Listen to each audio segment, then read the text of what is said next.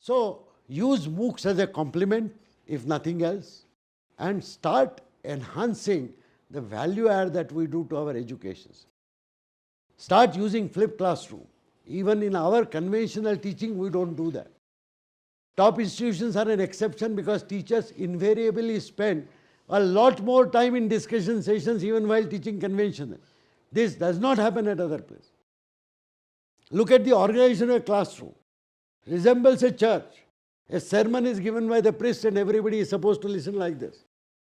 The concept of an academic lecture is getting practically dead.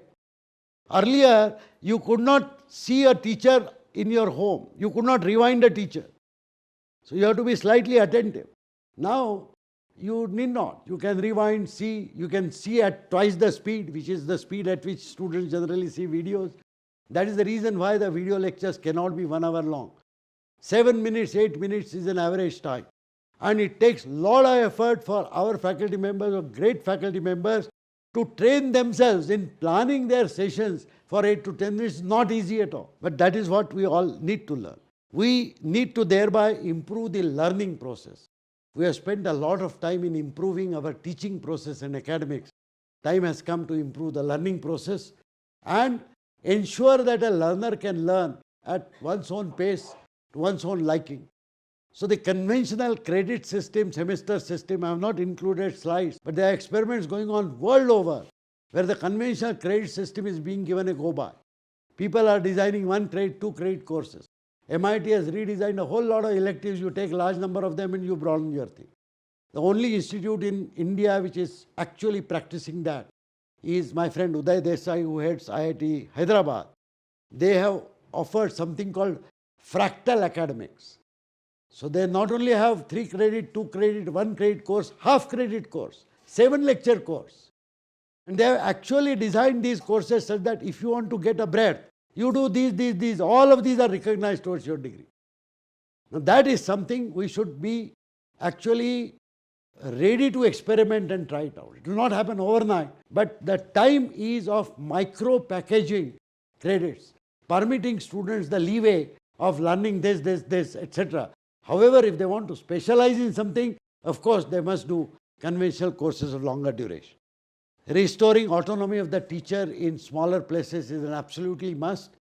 You don't realize how fortunate institutions like IITs and IIMs are, where the autonomy is phenomenal. And that is the reason why such experiments can happen here. Just go out 20 kilometers and go to any engineering college or management college, and you will find that all of them are reeling under structured emphasis, conventional exams. And this is nothing new. In 1964, when I was an engineering student, I studied hell of a lot in first year. I got good marks. But I realized that you have to solve only 6 out of 10 questions. So I started doing only 60% of syllabus and still getting 85%. In third year, I realized that many questions are repeated from previous question papers. And questions are beautiful, explain this, describe this, write short notes on, and one problem somewhere. I was flattened to earth when I came to IIT to do my MTech, where the first paper said 2 o'clock onwards, and problem 1, problem 2, problem 3, problem 4, problem 5, paper heads. Open book exam, I had carried 6 books, and I could not solve a single problem properly.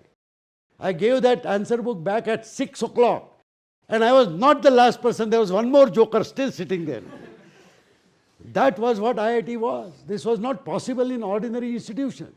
Now these experiments which our institutes can do, why can't we encourage other teachers to do this, at least to some extent?